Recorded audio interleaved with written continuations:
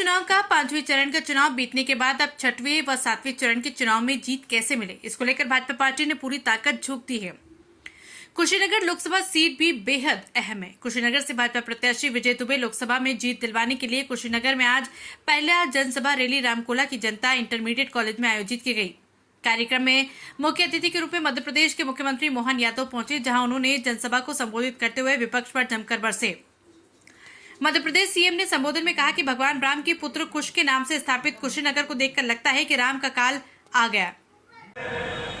और आपका ये उत्तर प्रदेश तो देवभूमि है।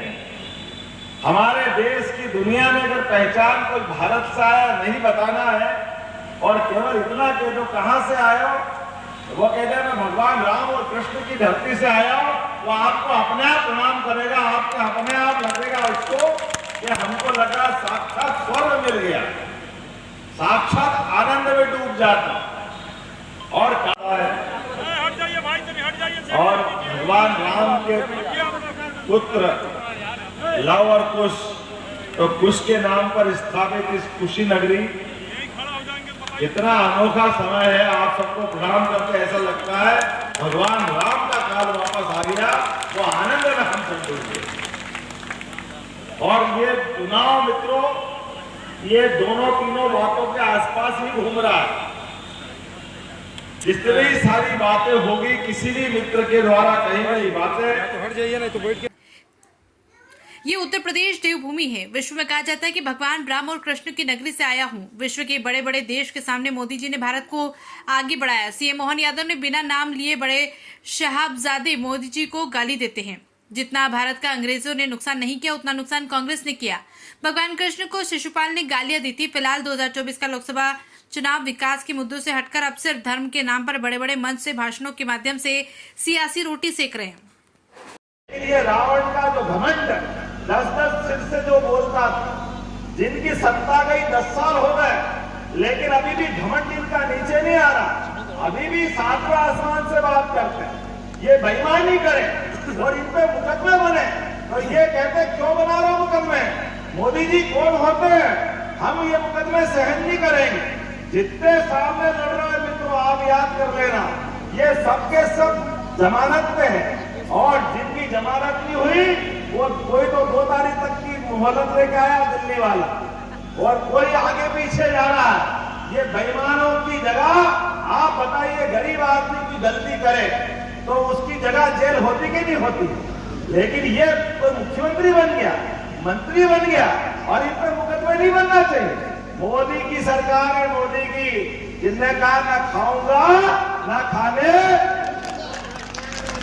ये जो परिस्थिति बनी है, 250 साल तक हमको लूटा था। हमारी अर्थव्यवस्था उनको पीछे छोड़ते हुए आज 5वें नंबर की अर्थव्यवस्था बनी। ये गौरव अगर किसी से मिला तो जोरदार ताली बजाओ तो ऐसी बजाओ कहा लगे कि हमारे प्रधानमंत्री ने कुछ काम किया है। और एक नहीं, 2 नहीं, कितने प्रकार का काम किया। 2019 में फिर वोट दिया, और इस देश में जैसे मैंने कहा कि वैसे वो कांग्रेस का कलंक था कि 47 में उनने हमारे सनातन धर्म का अपमान बंद नहीं किया था। उनने तो और आगे बढ़ के जो अंग्रेज नहीं कर पाए वो कांग्रेस ने किया।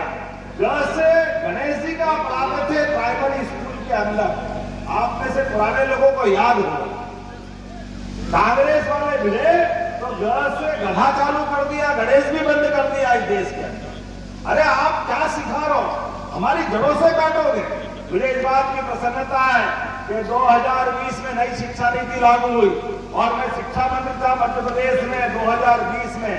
हमने माननीय मोदी जी की शिक्षा नीति के आधार पर अपने पाठ्यक्रम में भगवान राम का, भगवान कृष्ण का 33 करोड़ देवी देवताओं के अच्छे प्रसंगों को शिक्षा नीति में ला करके दिखाया। जनता के द्वारा, जनता के लिए और जनता के मत से बनना चाहिए थी। ये जनता की सरकार बनाने के बजाय ऐसे राजा महाराजाओं से जैसे सत्ता ली गई थी 600 से ज्यादा, लेकिन अब ये दूसरे लोग खड़े हो गए, अपने परिवार के बाहर ताकत ही नहीं जाना देना चाहते।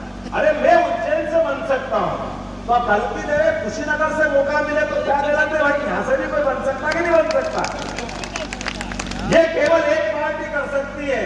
उस पार्टी का नाम है भारतीय जनता पार्टी और एक नेता करवा सकता है, उसका नाम श्रीमान नरेंद्र मोदी है, जेपी नड्डा है, अमित शाह है। ये भारतीय जनता पार्टी एक गरीब जाए वाले परिवार से निकला हुआ व्यक्ति देश का नेतृत्व क्यों नहीं कर सकता? अरे चंद्रशेखर आजाद, भगत सिंह, सुभाष चंद्र बोस, इन्हें अपने प्राणों की आहुति किस बात के लिए दी? इसी बात के लिए कि देश का लोकतंत्र जिंदा होना चाहिए, देश की जय जयकार होना चाहिए। गरीब आदमी अपने घर से निकल करके वो धंधा भी करे तो बेरोक टोक करे। जोरदार अभिनंदन करो योगी जी के लिए। संसदीय आपकी सरकार चला सकता है, ये दुनिया में कई उदाहरण बना है, तो ये अपने देश में बना। और देश क्या, देशभक्त व्यक्ति जिसने अपने जीवन में खुद का कुछ नहीं है, जो कुछ है देश का ही है, लेकिन ये उसका मजाक बनाते हैं। बनाओ भैया मजाक, तुम बड़े आदमी हो, तुम्हारी मर्जी है, जो बोलोगे चाहे जितनी गाली दे दो। ये बड़े साहिबजादे और उनके खानदान वाले। कुशीनगर से मोहम्मद उमर अंसारी की रिपोर्ट।